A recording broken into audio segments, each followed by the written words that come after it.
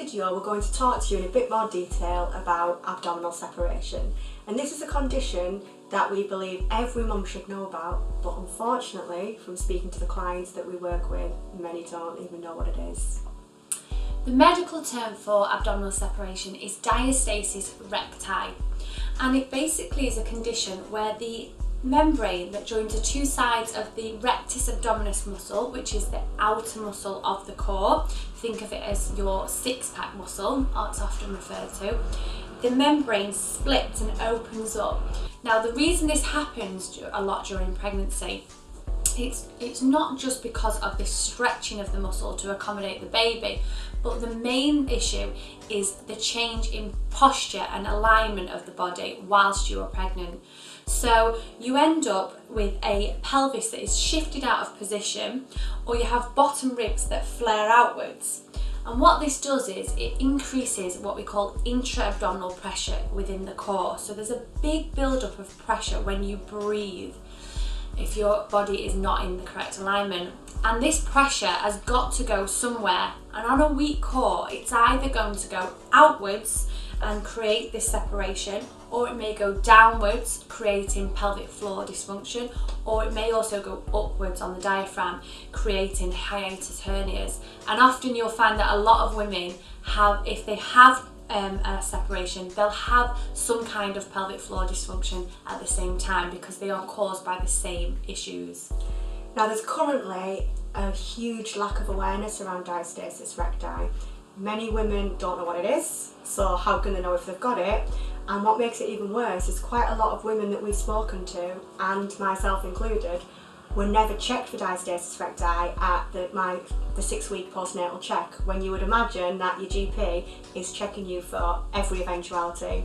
And unfortunately, it's not commonplace across the United Kingdom that everyone is performing the same checks at the 6-week postnatal checkup appointment.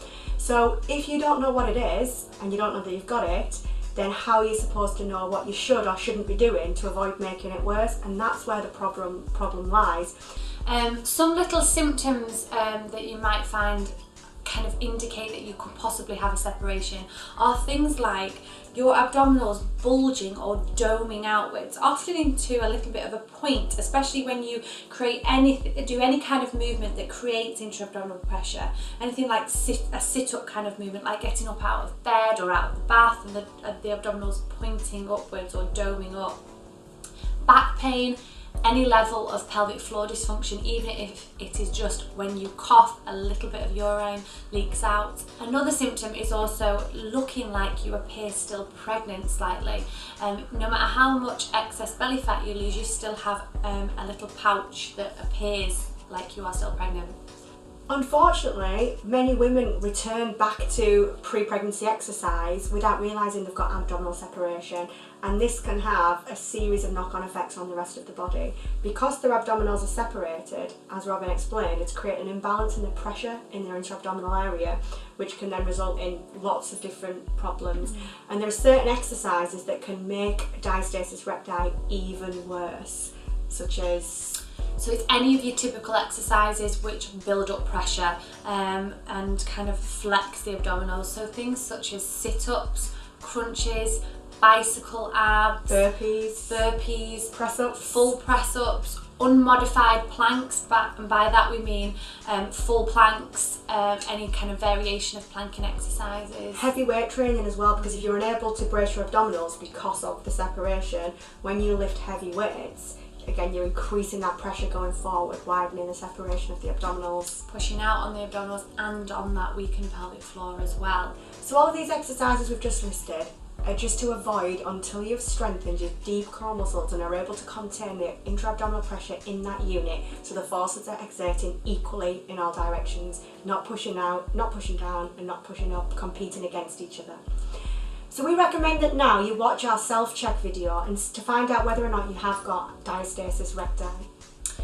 If you find that you don't have abdominal separation, then that's great, but it doesn't mean that you can go on to perform the exercises we have just explained, because your core is not necessarily strong, so you need to work the deep muscles first anyway. If you find that you do have a separation, don't worry, speak to your doctor and possibly look at booking onto stage 2 of our method, where we guide you through all of the effective training to help you close abdominal separation, strengthen your core and realign your posture for life.